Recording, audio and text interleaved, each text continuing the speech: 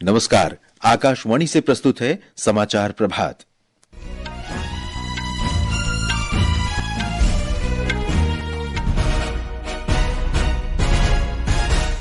मुख्य समाचार।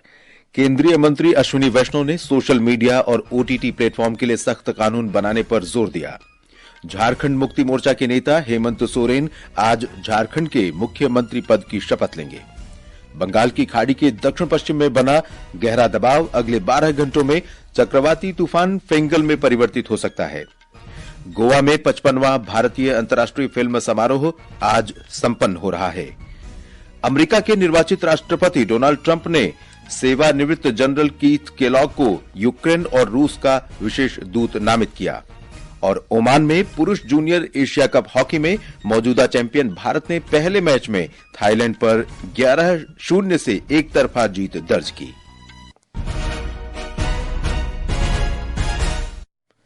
समाचार प्रभात के साथ मैं देवेंद्र त्रिपाठी। सूचना और प्रसारण मंत्री अश्विनी वैष्णव ने कहा है कि सोशल मीडिया पर अश्लील सामग्री पर अंकुश लगाने के लिए मौजूदा कानूनों को और अधिक सख्त बनाए जाने की आवश्यकता है। श्री वैष्णव ने लोकसभा में कहा कि सोशल मीडिया अभिव्यक्ति की आजादी का एक बड़ा माध्यम है, लेकिन संपादकीय नियंत्रण न होने के कारण सोशल मीडिया पर अश्लील सामग्री का निर्बाध प्रसार हो रहा है। ओटीटी सामग्री के बारे में श्री वैष्णव ने कहा कि ये प्लेटफॉर्म जिन देशों से आए हैं उनकी और भारत की संस्कृति में बहुत अंतर है। उन्होंने कहा कि संसदीय समिति को इस मामले को देखना चाहिए।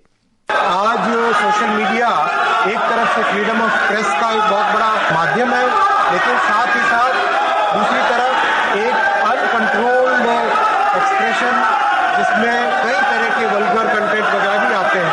अभी जो एग्जिस्टिंग कानून है बने अध्यक्ष जी, उसको निश्चित तौर पे और कड़ा करने की जरूरत है और मैं निवेदन करूंगा इसके ऊपर एक कंसेंसस बने।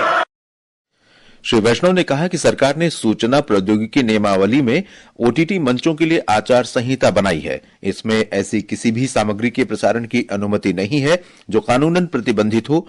ओटीटी के लिए ये प्रावधान भी किए गए हैं कि वे ऐसी सामग्री के प्रसारण में पर्याप्त ध्यान रखेंगे जो बच्चों के देखने के लिए उपयुक्त न हो। श्री वैष्णव ने बताया कि इस वर्ष मार्च में मंत्रालय ने अश्लील और अभद्र सामग्री प्रसारित करने वाले 18 ओटीटी प्लेटफॉर्मों को बंद करवा दिया है। झारखंड मुक्ति मोर्चा के नेता हेमंत सोरेन आज मुख्यमंत्री पद की शपथ लेंगे। झारखंड के राज्यपाल संतोष कुमार गंगवार दोपहर बाद 4 बजे रांची के मोरहाबादी मैदान में श्री सोरेन को पद और गोपनीयता की शपथ दिलाएंगे। श्री सोरेन ने रांची में कहा कि उन्होंने समारोह में प्रधानमंत्री नरेंद्र मोदी, गृह मंत्री अमित शाह और भारतीय जनता पार्टी के नेताओं को भी आमंत्रित किया है। ब्यौरा हमारे संवाददाता से। हेमंत सोरेन आज चौथी बार झारखंड के मुख्यमंत्री पद की शपथ लेंगे। कांग्रेस अध्यक्ष मल्लिकार्जुन खड़गे, लोकसभा में प्रतिपक्ष के नेता राहुल गांधी के अलावा पश्चिम बंगाल की मुख्यमंत्री ममता बनर्जी, दिल्ली के पूर्व मुख्यमंत्री अरविंद केजरीवाल इस शपथ ग्रहण समारोह में भाग लेंगे। समाजवादी पार्टी के अध्यक्ष अखिलेश यादव और आरजेडी के वरिष्ठ नेता तेजस्वी यादव भी समारोह के सहभागी बनेंगे। मेघालय के मुख्यमंत्री कोनार्ड संगमा, पंजाब के मुख्यमंत्री भगवंत मान और हिमाचल प्रदेश के मुख्यमंत्री सुखविंदर सिंह सुक्खू के भी शपथ ग्रहण समारोह में भाग लेने की संभावना है। रांची से शिल्पी के साथ आकाशवाणी समाचार के लिए कृष्ण कुमार लाल।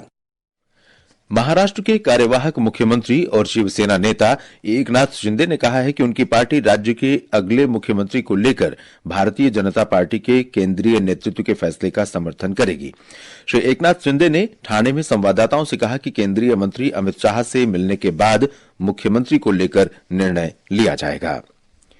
ये समाचार हमारी वेबसाइट www.newsonair.gov.in और हमारे news on AIR mobile app पर भी उपलब्ध हैं। समाचार प्रभात में आपका फिर स्वागत है। मौसम विभाग ने कहा है कि बंगाल की खाड़ी के दक्षिण पश्चिम में बना गहरा दबाव अगले 12 घंटों में फेंगल नामक तूफान में बदल जाएगा। शनिवार सुबह कराईकल और महाबलीपुरम के बीच उत्तरी तमिलनाडु पुदुचेरी तटों को पार कर जाएगा। एक रिपोर्ट। मौसम विभाग ने कहा है कि दबाव उत्तर पश्चिम की ओर बढ़ता रहेगा और 30 नवंबर की सुबह ये गहरे दबाव के रूप में कराईकल और महाबलीपुरम के बीच उत्तरी तमिलनाडु और पुदुचेरी तट को पार करेगा, जिसमें 50 से 60 किलोमीटर प्रति घंटे की रफ्तार से हवाएं चलेंगी। आने वाले दिनों में उत्तरी जिलों के लिए ऑरेंज अलर्ट जारी किया गया है। चेतावनी जारी रहने के कारण तटीय जिलों में एहतियात के तौर पर शैक्षणिक संस्थान बंद रहेंगे। चेन्नई से जॉय की रिपोर्ट के साथ समाचार कक्ष से वैष्णवी। इस बीच बंगाल की खाड़ी पर बने हवा के कम दबाव के कारण तेलंगाना में कई जगहों पर तापमान में बड़ी गिरावट हुई है। केंद्र सरकार डाई अमोनियम फास्फेट डीएपी उर्वरक की उपलब्धता बनाए रखने के लिए हर संभव कदम उठा रही है। रसायन और उर्वरक मंत्रालय ने कहा है कि केंद्र सरकार राज्यों, रेलवे और उर्वरक कंपनियों के साथ तालमेल बनाए हुए है।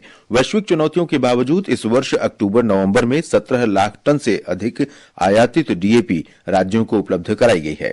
मंत्रालय के अनुसार भू राजनीतिक कारणों से डीएपी की आपूर्ति प्रभावित हुई है। तटरक्षक बल की 11वीं समुद्री खोज और बचाव अभ्यास कार्यशाला आज से केरल के कोच्चि में शुरू हो रही है। 2 दिन की इस कार्यशाला का उद्घाटन रक्षा सचिव राजेश कुमार सिंह करेंगे। इस कार्यशाला का आयोजन राष्ट्रीय समुद्री खोज तथा बचाव बोर्ड की 22वीं बैठक के साथ किया जा रहा है। एक रिपोर्ट।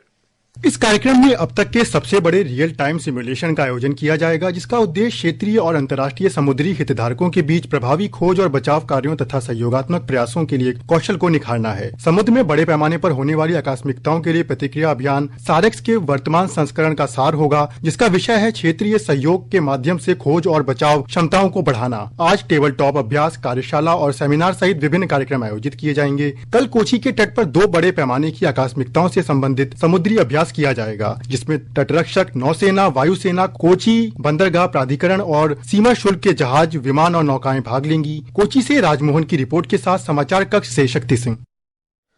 सशस्त्र बलों और उद्योग के बीच सहयोग को मजबूत करने के लिए आज से नई दिल्ली में 2 दिन के रक्षा साझेदारी दिवस का आयोजन किया जा रहा है। इसका उद्देश्य सरकार और व्यापारियों के बीच तथा व्यापारिक समुदाय के बीच के संबंधों को प्रगाढ़ करना है। वाणिज्य एवं उद्योग मंत्री पीयूष गोयल ने फ्रांस और एशिया प्रशांत भागीदारों से 3 क्षेत्रों में सहयोग बढ़ाने की अपील की है। इनमें द्विपक्षीय समझौतों और बहुपक्षीय मंचों के माध्यम से व्यापारिक संबंधों को बढ़ाना, जलवायु परिवर्तन की चुनौतियों से निपटने के लिए तकनीकी सहयोग को मजबूत करना और सांस्कृतिक तथा शैक्षिक आदान प्रदान को बढ़ावा देना शामिल है। श्री गोयल ने नई दिल्ली में एशिया प्रशांत क्षेत्र के लिए फ्रांसीसी विदेश व्यापार आयुक्तों के वार्षिक सम्मेलन में कहा कि वित्त वर्ष 2024-25 में भारत और फ्रांस का व्यापार $15 अरब तक पहुंच जाएगा। India and France are celebrating 75 years of our diplomatic ties and 25 years of our strategic partnership this year. Bilateral trade between India and France in our financial year 2024 ended on March 31st reached $15 billion. Shri Goyal ने कहा कि दोनों देश कृषि और खाद्य प्रसंस्करण, नवीकरणीय ऊर्जा, एयरोस्पेस, रक्षा, ऑटोमोबाइल, इलेक्ट्रिक वाहन और डिजिटल प्रौद्योगिकी के क्षेत्र में सहयोग की संभावनाएं तलाश रहे हैं। श्री गोयल ने कहा कि अगले 3 दशकों में विश्व में हवाई जहाजों की सबसे बड़ी मांग भारत से ही होगी। उन्होंने 2029 तक देश में 75 नए हवाई अड्डे बनाए जाने की भी बात कही। श्री गोयल ने लड़ाकू विमानों के संयुक्त निर्माण तथा साइबर सुरक्षा, यांत्रिक बुद्धिमत्ता, ई कॉमर्स और क्वांटम प्रौद्योगिकियों में स्टार्टअप को बढ़ावा देने की इच्छा व्यक्त की। श्री गोयल ने फ्रांस की विदेश व्यापार मंत्री सोफी प्राइमस के साथ भी चर्चा की। महाराष्ट्र सरकार ने माल ढुलाई करने वाली हल्की गाड़ियों के वितरकों के ऑनलाइन फेसलेस पंजीकरण की सुविधा शुरू की है। ये सुविधा राज्य के सभी परिवहन कार्यालयों में उपलब्ध होगी। इसके लिए वाहन वितरकों को वेबसाइट परिवहन.gov.in पर मालिकों की ओर से वाहन पंजीकरण के लिए आवेदन करना होगा। 55वां भारतीय अंतर्राष्ट्रीय फिल्म समारोह आज संपन्न हो रहा है। समारोह के अंतिम दिन फिल्म निर्माता रमेश सिप्पी एक सत्र को संबोधित करेंगे। सत्र का विषय है सिनेमा में रचनात्मक भविष्य के लिए युवाओं का सशक्तिकरण। बाद में श्री सिप्पी मोहित सोनी के साथ उत्कृष्टता के लिए जुनून विषय पर रमेश सिप्पी के साथ बातचीत करेंगे। समारोह में आज पहली बार निर्देशन करने वाले भारतीय निर्देशकों में से एक मनोहर के की फिल्म मिक्का बन्नाडा हक्की को दिखाया जाएगा। समापन फिल्म ड्राई सीजन 2 सिनेमा घरों में प्रदर्शित की जाएगी। ब्यौरा हमारे संवाददाता से। गोवा में आज शाम उत्साह के साथ भारत के 55वें अंतर्राष्ट्रीय फिल्म महोत्सव की क्लोजिंग सेरेमनी आयोजित की जाएगी। इस वर्ष महोत्सव में विभिन्न भाषाओं और विधाओं की लगभग 180 फिल्मों का प्रदर्शन किया गया। भारतीय सिनेमा के दिग्गजों द्वारा आयोजित मास्टर क्लास सत्र भी चर्चा का केंद्र रहे। इस वर्ष युवा फिल्म मेकर्स पर खास ध्यान दिया गया। आज जब महोत्सव अपने अंतिम चरण में है तो कई प्रतिष्ठित पुरस्कारों की घोषणा की जाएगी, जिसमें गोल्डन पीकॉक अवार्ड भी शामिल है। ओमवेश उपाध्याय के साथ दुर्गेश भदौरिया, आकाशवाणी समाचार, दिल्ली। बिहार की राजधानी पटना में ज्ञान भवन सभागार में आज राष्ट्रीय डाक प्रदर्शनी का आयोजन हो रहा है। इसमें 153 डाक टिकट संग्रहकर्ता करीब 20,000 डाक टिकटों का प्रदर्शन करेंगे। बिहार की डाक संस्कृति के समृद्ध इतिहास पर आधारित 3 दिन की इस प्रदर्शनी का उद्घाटन राज्यपाल राजेंद्र विश्वनाथ आर्लेकर करेंगे। हैदराबाद मेट्रो में पिछले 7 वर्ष में 63 करोड़ 40 लाख से अधिक लोगों ने यात्रा की है। इसका उद्घाटन प्रधानमंत्री नरेंद्र मोदी ने वर्ष 2017 में किया था। हैदराबाद मेट्रो रेल परियोजना 3 कॉरिडोर में चल रही है। ये रेल 69 किलोमीटर में फैले 57 स्टेशनों को जोड़ती है। अमेरिका के निर्वाचित राष्ट्रपति डोनाल्ड ट्रंप ने सेवानिवृत्त जनरल कीथ केलॉग को रूस और यूक्रेन का विशेष दूत नामित किया है। श्री ट्रंप ने कहा कि जनरल कीथ यूक्रेन और रूस के लिए राष्ट्रपति के विशेष दूत होंगे। जनरल कीथ श्री ट्रंप के पहले कार्यकाल में राष्ट्रीय सुरक्षा से जुड़े संवेदनशील पदों पर तैनात रहे हैं। एक अन्य फैसले में श्री ट्रंप ने भारतीय मूल के डॉक्टर जय भट्टाचार्य को राष्ट्रीय स्वास्थ्य संस्थान का प्रमुख नियुक्त किया है। इस बीच श्री ट्रंप द्वारा नामित कुछ अधिकारियों ने कहा है कि उन्हें धमकियां दी जा रही हैं। इनमें संयुक्त राष्ट्र के दूत और पर्यावरण संरक्षण एजेंसी के प्रमुख शामिल हैं। ओमान की राजधानी मस्कट में पुरुष जूनियर एशिया कप हॉकी के पहले मैच में भारत ने कल थाईलैंड को 11-0 से हरा दिया। भारत की ओर से अरजीत सिंह हुंदल, सौरभ आनंद कुशवाहा और गुरजोत सिंह ने 2-2 गोल किए। प्रतियोगिता में आज भारत का सामना जापान से होगा। और अब खेल समाचारों के साथ हैं अभिषेक कपिल। लखनऊ में चल रहे Syed Modi international super 300 badminton tournament के सिंगल्स में पीवी सिंधु और लक्ष्य सेन अगले दौर में पहुंच गए हैं। उनके अलावा मालविका बंसोड़, उन्नति हुड्डा, तस्नीम मीर और महिला डबल्स के अश्वनी पोनप्पा, तनिषा क्रेस्ट्रो तथा त्रिशा जॉली, गायत्री गोपीचंद की जोड़ी भी प्री क्वार्टर फाइनल में पहुंच गई है। फुटबॉल में इंडियन सुपर लीग में कल बेंगलुरु एफसी ने मोहम्मडन एससी को 2-1 से हरा दिया। आज केरला ब्लास्टर्स एफसी का सामना एफसी गोवा से होगा। उधर प्रो कबड्डी लीग में हरियाणा स्टीलर्स ने पुनेरी पल्टन को हरा दिया है। एक अन्य मैच में गुजरात जॉइंट्स ने बंगाल वॉरियर्स को हराया। प्रतियोगिता में आज यूपी योद्धा का सामना जयपुर पिंक पैंथर से और यू मुंबा का तेलुगु टाइटन से होगा। दिल्ली में वायु गुणवत्ता बहुत खराब श्रेणी में बनी हुई है। आज सुबह 6 बजे सूचकांक 304 रहा। ये समाचार आकाशवाणी से प्रसारित किए जा रहे हैं। ताजा समाचार जानने के लिए आप हमारे social media handle X @AIR News Hindi को फॉलो कर सकते हैं। और अब आज के समाचार पत्रों की सुर्खियों के साथ हैं दिव्या तोमर। धन्यवाद देवेंद्र। महाराष्ट्र में सीएम पद को लेकर संशय खत्म होने को अधिकांश अखबारों ने अपने पहले पन्ने पर प्रमुखता से प्रकाशित किया है। अमर उजाला की टिप्पणी है, शिंदे बोले मुख्यमंत्री पर मोदी शाह का फैसला मंजूर। दैनिक भास्कर की टिप्पणी है, शिंदे पीछे हटे, भाजपा का सीएम बनने का रास्ता साफ। जनसत्ता लिखता है, एकनाथ शिंदे ने दावेदारी छोड़ी।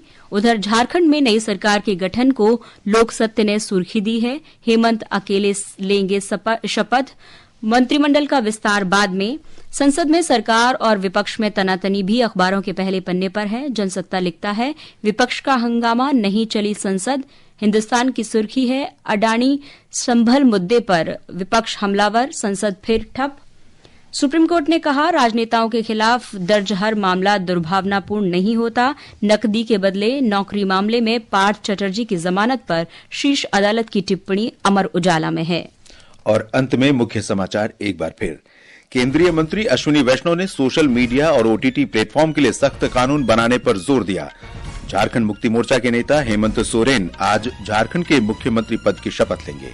बंगाल की खाड़ी के दक्षिण पश्चिम में बना गहरा दबाव अगले 12 घंटों में चक्रवाती तूफान फेंगल में परिवर्तित हो सकता है।